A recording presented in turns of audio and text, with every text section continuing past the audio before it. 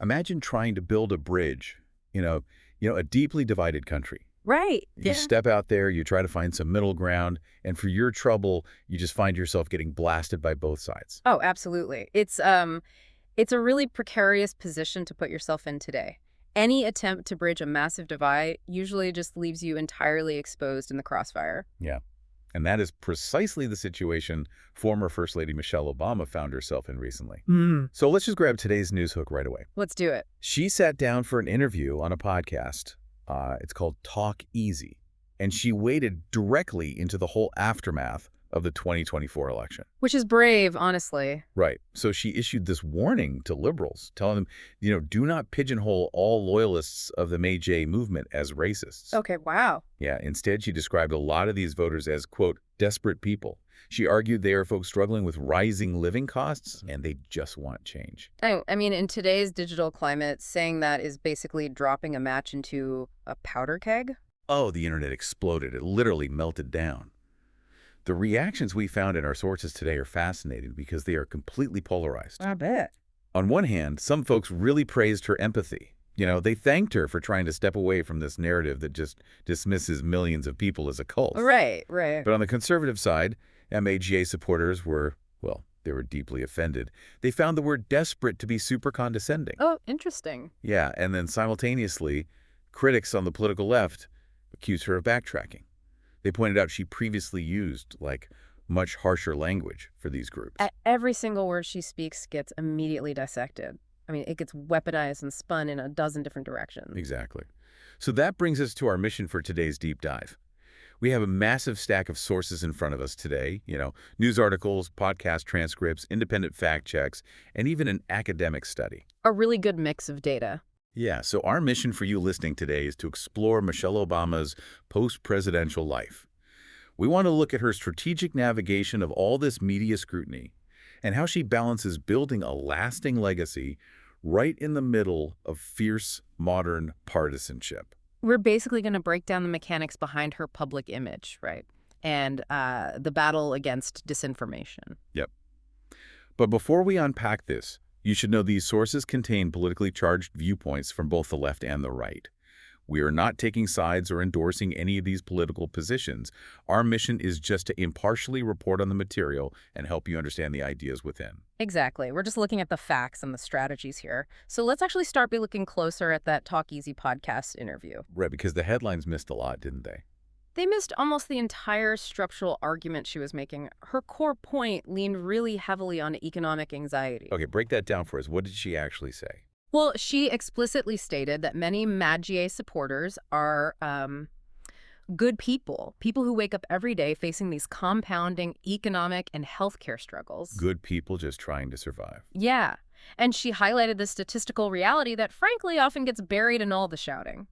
She pointed out that many of these specific individuals actually voted for her husband twice. Wow. Wait, yeah, that feels like the linchpin of her whole argument. It is. Voting for Barack Obama twice and then shifting all the way to the MAGA movement. I mean, that is a massive, massive swing. It is a huge swing. And she used that to argue that their anger is a very natural human reaction to feeling left behind.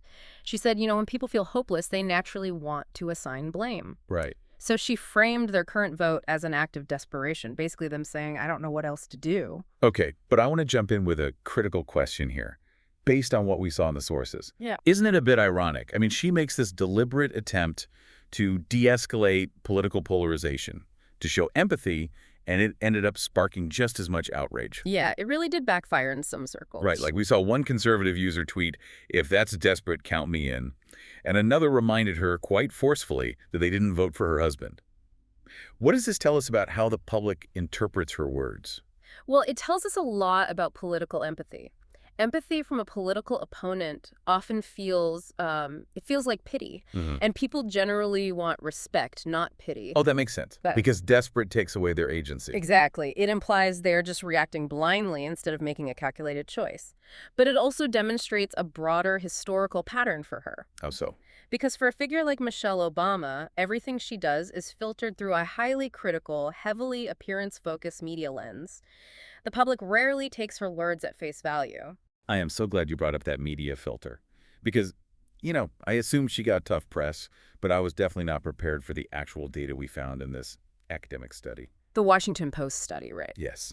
So researchers tracked the Washington Post's coverage during the first 100 days of the Obama, Bush, and Clinton presidencies. And those first 100 days are crucial. That's when the media basically cements the public narrative for a new administration. Exactly. So they looked at how the press framed these highly educated women as they became First Lady, and the numbers for Michelle Obama are just staggering. Lay the stats on us. Okay, so during her first 100 days, 45.71% of her newspaper coverage was relegated to the style section. Almost half of her media footprint was just lumped in with fashion and society gossip. Right, and it gets worse. 60% of those articles focused purely on her attending special events, and then 25.71% focused entirely on her attire or her physical image. So roughly a quarter of all news about her was just about what she looked like. Yes, but here's the craziest statistic. Guess what percentage of her coverage related to actual political activity? Oh, I know this from the study, but it's still shocking. 0. Zero. Yep. Literally 0%. And just for some contrast for you listening, this same study found that 50% of Hillary Clinton's coverage during her first 100 days focused on political activity. 50% versus 0. Yeah. It's like showing up to a job interview with a Harvard law degree, right? And years as a hospital executive.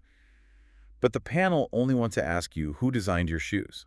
That is the perfect analogy. They actively reduced this highly accomplished executive down to a mannequin. But the sources reveal something super interesting about her psychology here. She didn't throw a tantrum, No, she didn't. We looked at a transcript from her recent appearance on the Call Her Daddy podcast, and she actually breaks down her survival strategy. Oh, yeah, she called it working the fascination, right?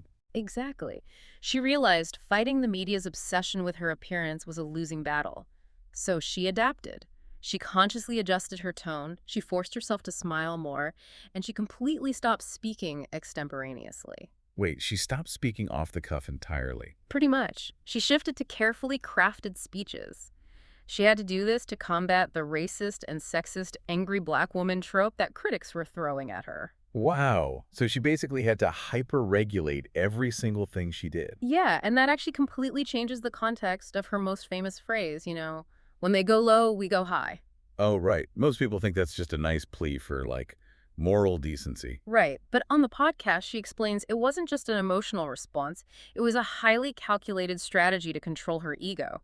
You focus on the ultimate outcomes instead of the short-term satisfaction of lashing out. That takes an insane amount of discipline. Right. But, that intense focus on her physical image eventually warped into something far darker than just fashion critiques. Oh, it really did. It got very toxic. Yeah, it evolved into malicious disinformation, which forced her to find entirely new ways to bypass traditional media. Let's bring in that PolitiFact source here, Yeah. because it perfectly illustrates how surreal this got. Yeah, so this happened at a UFC event, Ultimate Fighting Championship, held at the White House. No.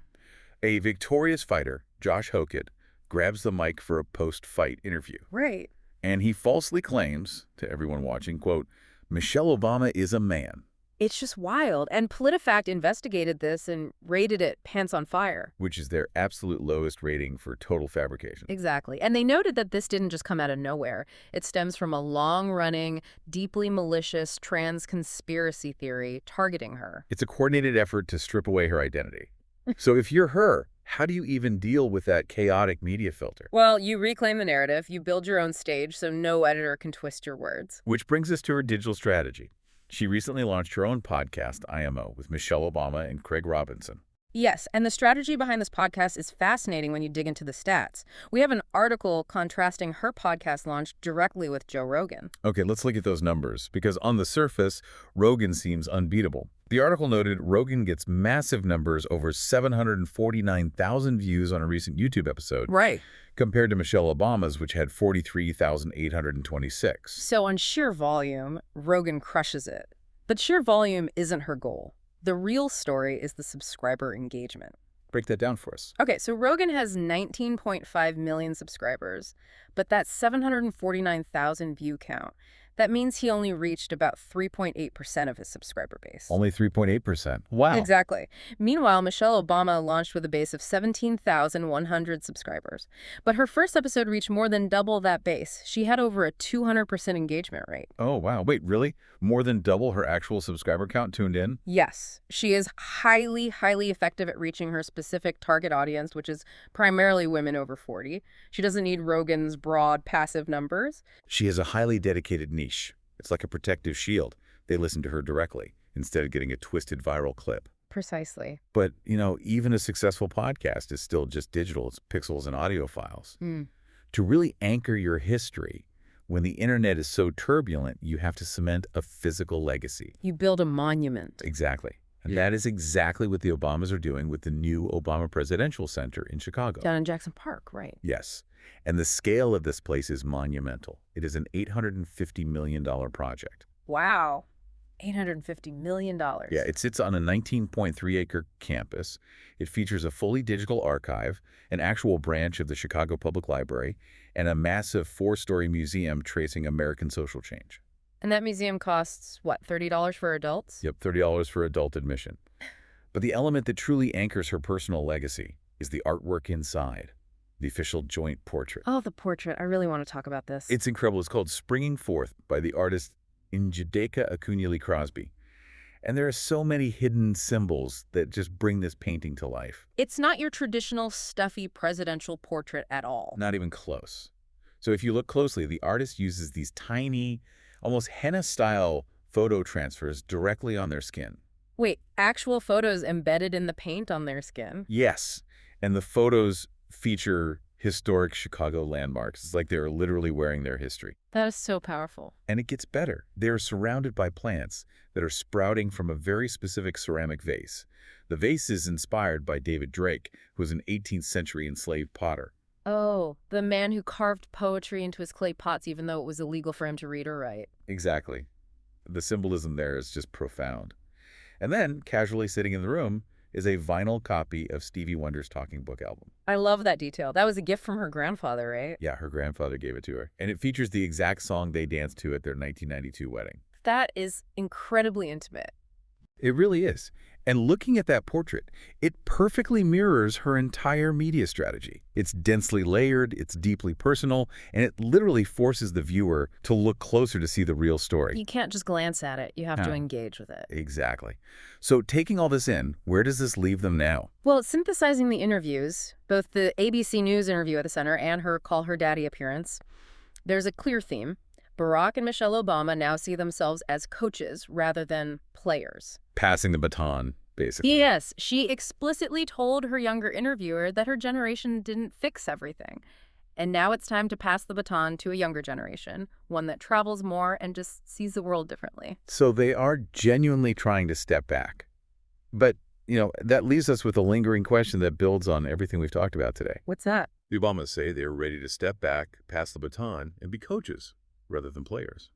But when your very existence is still a lightning rod for national culture wars, and when every podcast comment you make sparks a week of furious headlines, does the modern media landscape actually ever let a former first family retire into history?